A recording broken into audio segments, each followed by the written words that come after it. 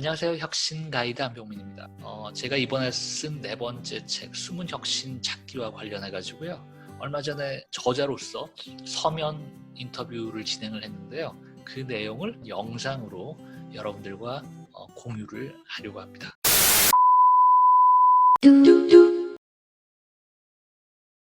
책 소개요. 지금까지 네 권의 책을 썼는데요. 첫 번째가 마케팅 리스타트, 그건 이제 마케팅 혁신과 관련된 책이고요. 그다음 두 번째가 경영 일탈, 정답은 많다. 이제 리더십과 조직 문화 혁신과 관련된 책입니다. 세 번째 이제 작년에 썼던 책이 그래서 캐주얼 이런 책인데요. 이제 내 삶의 경영을 어떻게 혁신할 거냐. 이번에 쓴 책 역시 그 연장선상에 있거든요. 역시 혁신에 대한 책이고요. 우리 일상에서 건져올린 다양한 혁신 이야기들을 소재로 쓴 책입니다. 비유하자면요, 왜 그 마법 안경이 있잖아요. 그 마법 안경을 쓰고 나면 그동안 안 보였던 것들이 다 보이는 거죠. 그래서 이 책 숨은 혁신 찾기도 읽고 나면 그런 마법 안경처럼 그동안 안 보였던 수많은 일상의 혁신 사례들이 눈에 보이는 그런 책이라고 할까요? 제가 20년 넘게 경영, 마케팅, 리더십 이런 쪽 일을 하다 보니까 하나 느낀 게 있습니다. 이 경영과 관련된 다양한 이론들이 우리 삶에도 그대로 적용이 되는구나. 예를 들면 내 이름이란 것도 내가 잘 마케팅하고 세일즈해야 될 브랜드잖아요. 그리고 나라는 사람도 내가 지금 속해 있는 조직에서 어떤 역할을 맡고 있느냐 이거랑 전혀 상관없이 내 삶의 CEO이고 내 삶의 리더다라는 겁니다. 그래서 이 책은요, 이런 분들이 읽으셨으면 좋겠어요. 내 삶의 주인으로서 내 삶의 경영 혁신, 그거 어떻게 할 거냐. 행복한 일상 혁신을 원하시는 분들께 이 책을 추천해드리고 싶습니다.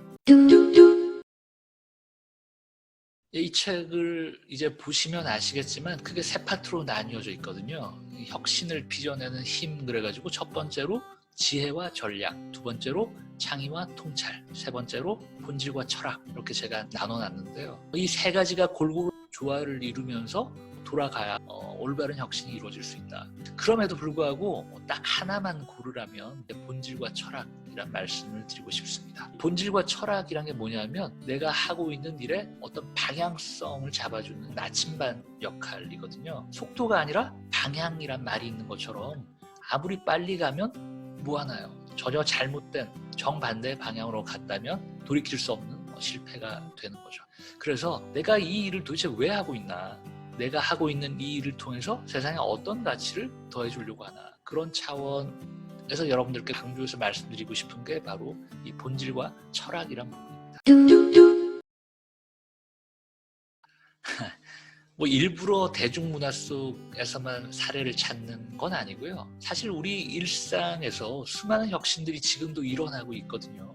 우리가 즐겨보는 TV 드라마, 그리고 엄청난 관객을 동원한 영화, 이런 것들이 다 이 혁신의 결과물들이잖아요. 근데 그걸 잘 모르고 그냥 지나쳐 버리시는 거예요. 왜 그러냐면 혁신 그러면 뭔가 되게 거창한 기획, 막대한 예산, 자꾸 이런 생각을 떠올리시는 겁니다. 그러니까 혁신 그러면 대기업의 사례들을 자꾸 찾으시는 거죠. 근데 혁신이란 게 그런 게 아니다라는 거예요. 우리 일상 속에서도 지금까지 해오던 답습의 고리들을 끊고 뭔가 새로운 시도를 한다면, 그래서 그 성과가 이전과 전혀 다른 차원으로 아주 훌륭한 성과를 만들어낸다면 그게 다 혁신인 거죠.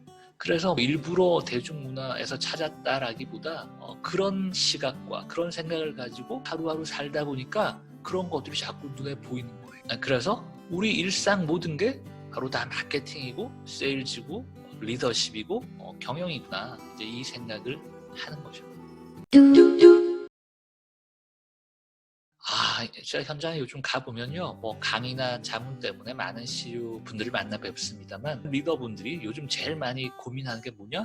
이 엄청난 변화라는 겁니다. 이 엄청난 변화 때문에 멘붕에 빠져 계시는 거죠. 예를 들면 요즘 4차 산업혁명, 그 다음에 디지털 트랜스포메이션, 그리고 90년대생이라고 표현되는 밀레니얼 세대와 G세대, 그들과의 소통, 이 모든 것들이 감당하기 힘든 변화로 다가오는 거죠. 그래서 어떤 말씀을 많이 드리냐면, 세상의 변화를 예민한 촉수로 읽어내셔야 된다. 그걸 이제 환경 독해력이라고 그러거든요. 그런 환경 독해력이 이제는 리더의 경쟁력이다라는 말씀을 드립니다. 근데 이제 민감하게 이런 변화들을 잘 읽어내시려면 어떻게 해야 되냐? 내가 기존에 가지고 있던 날량한 지식, 이론, 경험 이런 것들을 다 깨고 나오셔야 되거든요. 그 틀을 깨고 나오는 걸 노자 철학에서는 무위라고 이야기를 합니다. 버리고 비우는 거죠. 그래서 이제 현장에서 많이 말씀을 드리는 게 노자가 최고의 가치라고 이야기했던 물, 그래서 상선약수 그러잖아요. 물처럼 아주 편안하게 물 흐르듯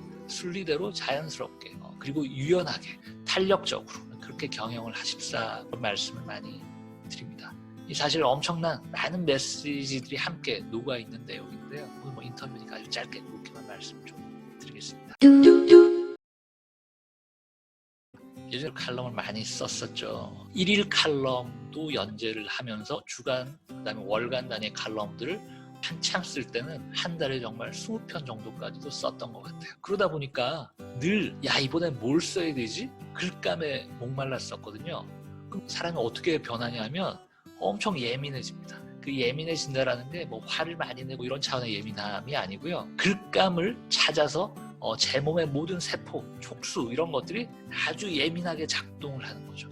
그래서 일상의 작은 것들도 허투루 보이지 않더라라는 거예요. 그래서 영화를 하나 보더라도 저기에 저런 장면, 주인공의 저런 얘기들은 리더십으로 이렇게 연결될 것 같은데, 그리고 TV에서 코미디 프로그램을 하나 보더라도 저기에 저런 얘기들은 세상에 이런 변화들을 담고 있는데 다 그렇게 보이고 다 그렇게 들리는 거예요. 누군가를 만나서 식사를 하면서 뭐 얘기를 나누더라도 그 대화 속 그분이 얘기했던 어떤 한마디, 그게 실마리가 되어서 새로 칼럼의 글감이 되기도 하고요.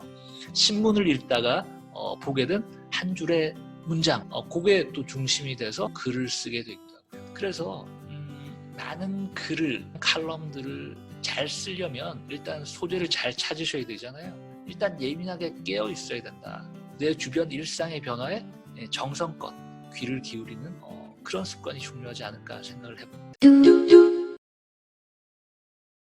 제가 혁신 많이 부르짖고 있는데요. 정작 저는 어떤 혁신을 할까 이렇게 말씀드릴 수 있을 것 같아요. 제가 이제 직장 생활을 한 20년 가까이 하다가 어느 날 병이 났습니다. 아시는 분들은 아시겠지만 대장암 3기 갑작스럽게 발병 소식을 접했는데요. 그 당시만 해도 대장암 3기 그러면 생존율이 50%예요. 내가 살까? 죽을까? 그 확률이 정말 반반이었던 거죠. 그때까지만 해도 인정받는 직장인, 그게 제 삶의 일상적인 모습이었고 또 그런 모습으로 계속 가야지 뭐 그런 평범한 직장인이었거든요. 근데 갑자기 죽을지 살지 이제 죽음의 문턱을 넘나드는 그런 경험을 해보니까 불편한 진실인 거예요. 이런 평화로운 직장의 삶이 이어지기 힘들 수도 있겠다, 그러지 못할 수도 있겠다, 이 생각을 한 거죠. 그래서 수술을 받고요. 2년 동안 이제 항암 치료를 받았었는데 그 기간 동안 그런 생각을 한 겁니다. 어차피 평생 다닐 수 있는 직장이 아니라면, 언젠가는 나와야 될 직장이라면 조금 일찍 나와서 준비를 하는 것도 나쁘지 않겠다. 그렇게 해서 나와 봤더니 환경이 완전히 다른 거죠. 차원이 달라지는 겁니다. 그러니까 그게 좋든 싫든 예전처럼 해서는 안 되는 거죠. 혁신할 수밖에 없는, 혁신하지 않으면 안 되는 상황에 마주했던 겁니다. 물론 그게 이제 힘든 것도 있었죠. 근데 이제 다행스럽게도 그 힘든 와중에 나름의 보람과 나름의 재미를 또 찾았던 겁니다. 그러면서 이제 제가 찾아낸 두 개의 키워드가 바로 재미와 의미. 한번 죽을 고비를 넘겨보니까요. 재미있게 살아야겠다, 그리고 의미 있게 살아야겠다, 이 두 가지 생각을 한 거죠. 그래서 이제 내 삶의 이유, 내 일의 목적, 뭐 이런 것들을 생각을 해보게 됐었는데요. 내가 과연 어떤 일을 통해서 세상에 기여를 할 수 있을까? 어떤 일을 통해서 의미와 재미를 찾을 수 있을까?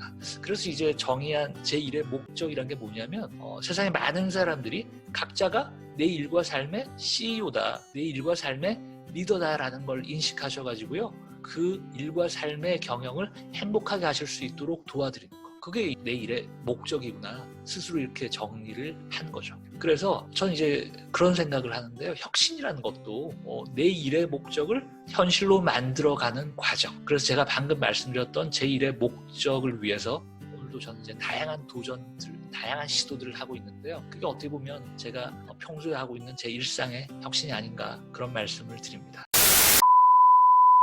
질문 주신 내용에 대해서 있는 그대로 솔직한 제 말씀들을 드렸는데요. 어떠셨나 모르겠습니다.